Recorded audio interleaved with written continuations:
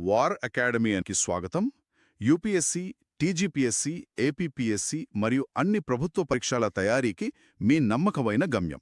ఈరోజు మన చర్చ కొంచెం భిన్నంగా ఉండబోతోంది. అవును, కొంచెం సరదాగా.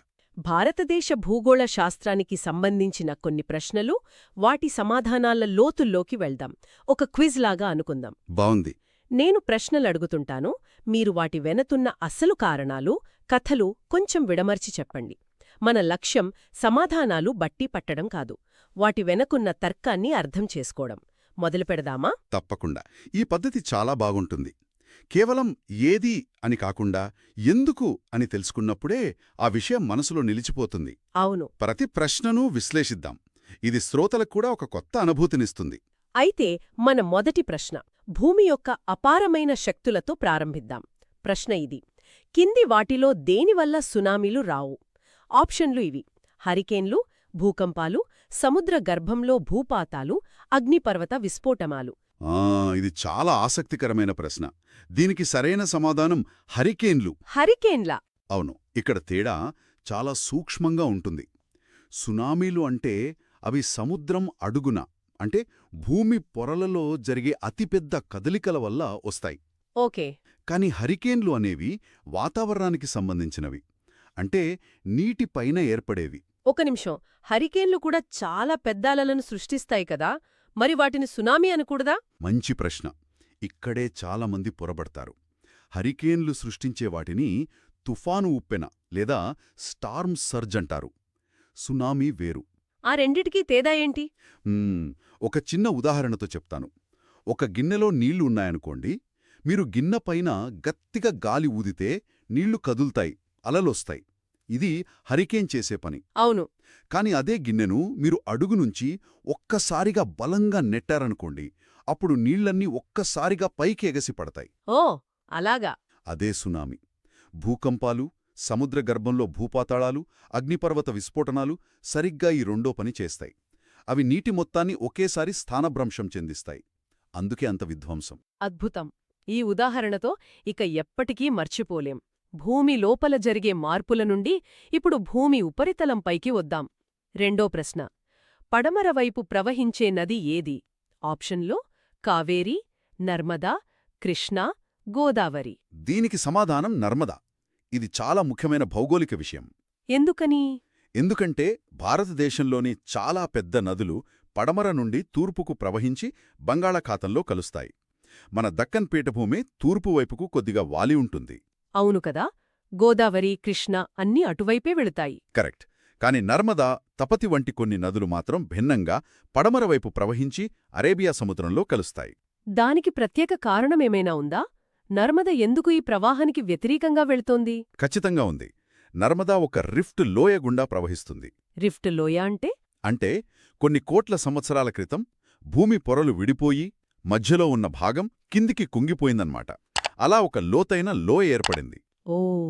ఆ లోయ వింధ్య, సాత్పురా పర్వతాల మధ్య ఉంది. ఆ లోయ పడమరవైపు వాలి ఉండటంతో నర్మదా నది కూడా సహజంగానే అటువైపు ప్రవహిస్తుంది. అందుకే మిగతా నదుల్లా డెల్టాలను కాకుండా ఇది ఎస్చ్యూరీలను ఏర్పరుస్తుంది. అంటే ఒక భౌగోళిక నిర్మాణం ఒక నది గమనాన్నే మార్చేసింది. చాలా ఆశ్చర్యంగా ఉంది. ఇక నదులు, పర్వతాలు ఒక ప్రాంతపు వాతావరణాన్ని కూడా నిర్దేశిస్తాయి కదా, దానికి సంబంధించిన మూడో ప్రశ్న అడగండి. ఒక పెద్ద ప్రాంతంలో 30 సంవత్సరాల కంటే ఎక్కువ కాలం పాటు ఉండే వాతావరణ పరిస్థితుల సగటును ఏవంటారు? ఆప్షన్లు: ఋతువు సీజన్, ఋతుపవనం మాన్సూన్, శీతోష్ణస్థితి క్లైమేట్, నైసర్గిక స్వరూపం రిలీఫ్. దీనికి సరైన సమాధానం శీతోష్ణస్థితి లేదా క్లైమేట్. ఈ పదాల మధ్య తేడాను స్పష్టంగా అర్థం చేసుకోవాలి. అవును, ఇవి కొంచెం కన్ఫ్యూజింగ్గా ఉంటాయి. మనం రోజూ చూసేది వాతావరణం, అంటే వెదర్. ఈరోజు ఎండగా ఉందా, వాన పడుతుందా అనేది. సరే. కొన్ని నెలల పాటు ఉండే వాతావరణ సరళిని ఋతువు అంటాం, వేసవి, శీతాకాలంలా. కాని ఒక ప్రాంతంలో చాలా ఏళ్లపాటు, సాధారణంగా 30 ఏళ్లకు పైగా వాతావరణం సగటున ఎలా ఉంటుందో చెప్పేదే శీతోష్ణస్థితి. అంటే ఋతుపవనం అనేది శీతోష్ణ స్థితిలో ఒక భాగం మాత్రమే, అంతేనా? ఖచ్చితంగా. ఋతుపవనం అనేది మన శీతోష్ణ స్థితి యొక్క ఒక ముఖ్య లక్షణం. కాని అదే పూర్తి శీతోష్ణ స్థితి కాదు. ఇక నైసర్గిక స్వరూపం అంటే పర్వతాలు, మైదానాలు. అది శీతోష్ణ స్థితిని ప్రభావితం చేస్తుంది, కాని దానికి నిర్వచనం కాదు. చాలా స్పష్టంగా ఉంది. 30 సంవత్సరాల సగటునే మనం దీర్ఘకాలం అనుకుంటే ఇప్పుడు కొన్ని కోట్ల సంవత్సరాల వెనక్కి వెళ్దాం. వెళ్దాం. 4వ ప్రశ్న. గోండ్వానా భూమి విడిపోయి జరగడం వల్ల భారతదేశంలోని ఏ భౌగోళిక విభాగం ఏర్పడింది? ఆప్షన్లు: హిమాలయ పర్వతాలు, ఉత్తర మైదానాలు, ద్వీపకల్ప పీఠభూమి, భారత ఎడారి. దీనికి సమాధానం ద్వీపకల్ప పీఠభూమి. ఇది చాలా ముఖ్యమైన విషయం. ఈరోజు మనం చూస్తున్న భారతదేశపు చిత్రంలో అత్యంత పురాతనమైన, స్థిరమైన భాగమిదే. పురాతనమైనదా హిమాలయాల కన్నా? అవును. కొన్ని కోట్ల సంవత్సరాల క్రితం ప్రపంచంలోని ఖండాలన్నీ కలిసి గోండువానా అనే ఒకే పెద్ద భూభాగంగా ఉండేవి. ఆ భూభాగం విడిపోయినప్పుడు అందులోని ఒక్క ముక్కే మన ద్వీపకల్ప పీఠభూమి. అంటే హిమాలయాలు చాలా కొత్తవన్నమాట. భూమి చరిత్ర ప్రకారం అవి యువ పర్వతాలు, చాలా చిన్నవి. భారత ఫలకం వచ్చి యురేషియన్ ఫలకాన్ని ఢీకొట్టినప్పుడు మధ్యలో ఉన్న భూభాగం పైకి లేచి హిమాలయాలుగా ఏర్పడ్డాయి. ఇది చాలా తర్వాత జరిగింది. ఓకే. ఆ హిమాలయాల నుండి నదులు తెచ్చిన మట్టితో ఉత్తర మైదానాలు ఏర్పడ్డాయి. కాబట్టి గోండ్వానాతో ప్రత్యక్ష సంబంధమున్నది ద్వీపకల్ప పీఠభూమి మాత్రమే. ఈ పురాతన పీఠభూమి, కొత్తగా పుట్టిన హిమాలయాలు, వీటన్నిటిపైన రకరకాల అడవులున్నాయి. వాటికి సంబంధించి ఒక చిక్కు ప్రశ్న ఇప్పుడు. సరే. 5వ ప్రశ్న. కింది జతలలో అటవీ రకం, చెట్లు ఏవి సరిగ్గా జతపరచబడ్డాయి? ఐ. ఉష్ణమండల సతతహరిత అరణ్యాలు, సింకోనా. ఐ. ఉష్ణమండల ఆకురాల్చే అరణ్యాలు, రబ్బరు. దీనికి సరైన సమాధానం ఐ మాత్రమే. ఐ మాత్రమేనా? అవును. మొదటి జత సరైనది. సతత హరిత అరణ్యాలు అంటే ఎప్పుడూ పచ్చగా ఉండే అడవులు. వీటికి చాలా ఎక్కువ వర్షపాతం కావాలి. Ebony, mahogany, rosewood, rubber, cinchona ఇక్కడే ముఖ్యమైన చెట్లు. ఓ, సింకోనా కూడానా? మలేరియా మందు. అవును. సింకోనా చెట్టు బెరడు నుండే క్వినైన్ వస్తోంది.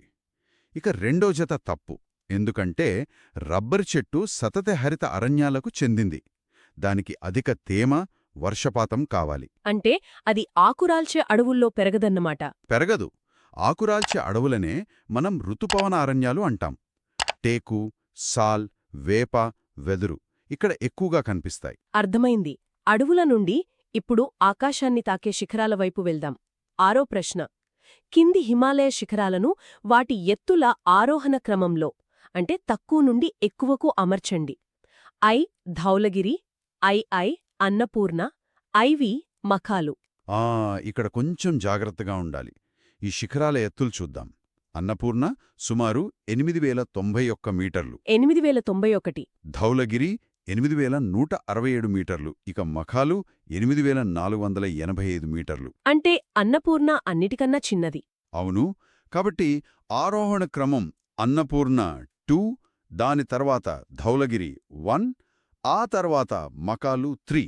అంటే సరైన ఆప్షన్ 2, 1, 3. ఆ శిఖరాల నుండే మన జీవనాడులు అంటే నదులు పుడతాయి. ఇప్పుడు వాటి పొడవుల గురించి ఒక ప్రశ్న. 7వ ప్రశ్న. కింది వాటిలో నదులను వాటి పొడవుల ఆరోహణ క్రమంలో సరిగ్గా అమర్చినది ఏది? ఇది దక్షిణ భారతదేశ నదుల పొడవులపై మంచి ప్రశ్న. వాటి సుమారు పొడవులు చూస్తే కావేరీ నది పొడవు దాదాపు 800 కిలోమీటర్లు. 800 కిలోమీటర్లు. కృష్ణానది పొడవు దాదాపు 1400 కిలోమీటర్లు. ఇక గోదావరి గంగ తర్వాత భారతదేశంలో 2వ పొడవైన నది. అందుకే దక్షిణ గంగా అని పిలుస్తారు కదా. ఖచ్చితంగా. దీని పొడవు సుమారు 1465 కిలోమీటర్లు. కాబట్టి సరైన క్రమం కావేరీ, కృష్ణ, గోదావరి. ఇప్పుడు మనం ప్రకృతి నుండి మానవ ప్రపంచంలోకి అడుగుపెడదాం. జనాభా లెక్కల గురించి మాట్లాడుకుందాం. 8వ ప్రశ్న. 2011 జనాభా లెక్కల ప్రకారం కిన్ని భారత రాష్ట్రాలను వాటి లింగ నిష్పత్తి ఆరోహణ క్రమంలో సరిగ్గా అమర్చండి. లింగ నిష్పత్తి అంటే ప్రతి 1000 మంది పురుషులకు ఎంతమంది స్త్రీలు ఉన్నారు అనేది. అవును. 2011 లెక్కల ప్రకారం ఝార్ఖండ్లో 948, అస్సాంలో 958, గోవాలో 973. అంటే ఝార్ఖండ్ అన్నిటికన్నా తక్కువ. అవును. కాబట్టి సరైన ఆరోహణ క్రమం ఝార్ఖండ్, అస్సాం, గోవా.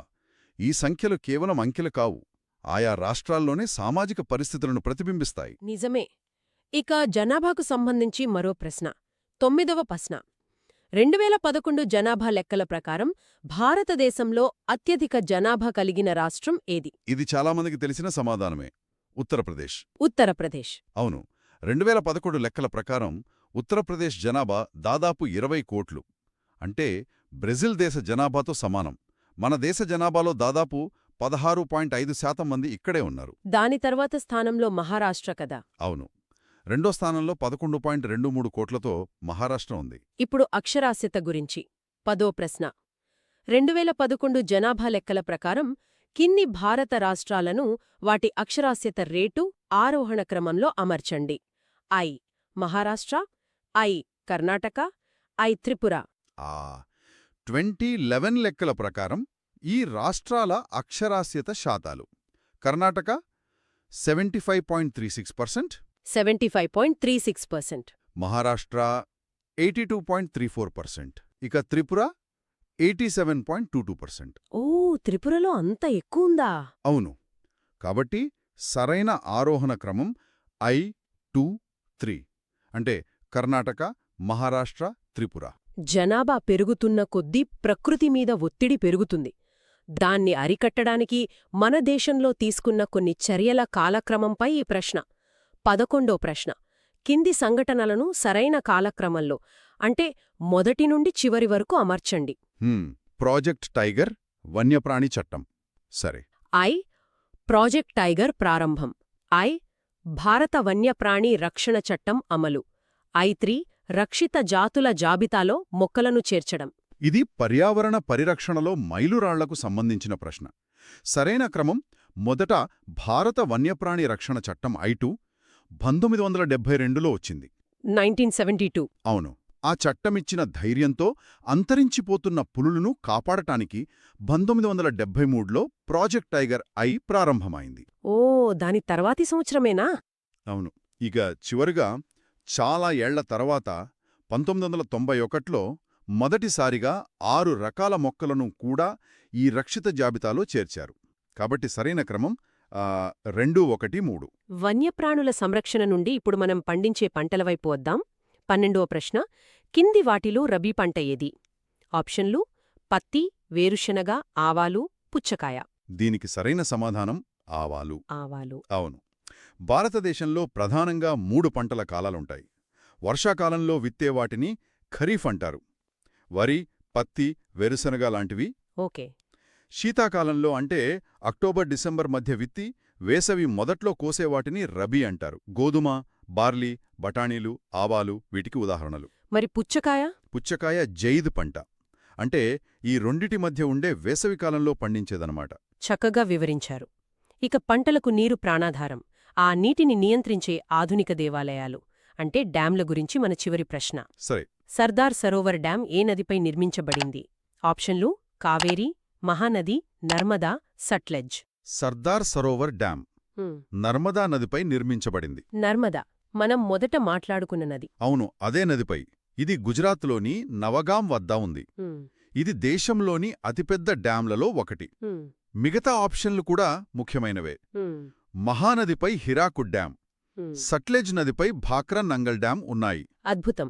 ఈ చర్చ ఒక క్విజ్లా మొదలైన ఎన్నో లోతైన విషయాలను స్పృశింది. భూమి పొరల నుండి హిమాలయ శిఖరాల వరకు, పురాతన పీఠభూముల నుండి ఆధునిక డ్యాంల వరకు ఒక అద్భుతమైన ప్రయాణం చేశాం. అవును, సమాధానాల వెనకున్న కథలను తెలుసుకోవడం వల్ల విషయాలు మనస్సులో బలంగా నాటుకుపోతాయి. నిజమే. ముగింపుగా ఒక ఆలోచన పంచుకోవాలనుకుంటున్నాను.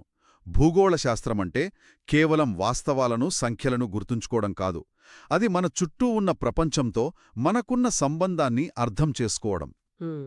ఈరోజు మనం చర్చించిన ప్రతి ప్రశ్న ఆ పెద్ద చిత్రంలో ఒక చిన్న భాగం మాత్రమే.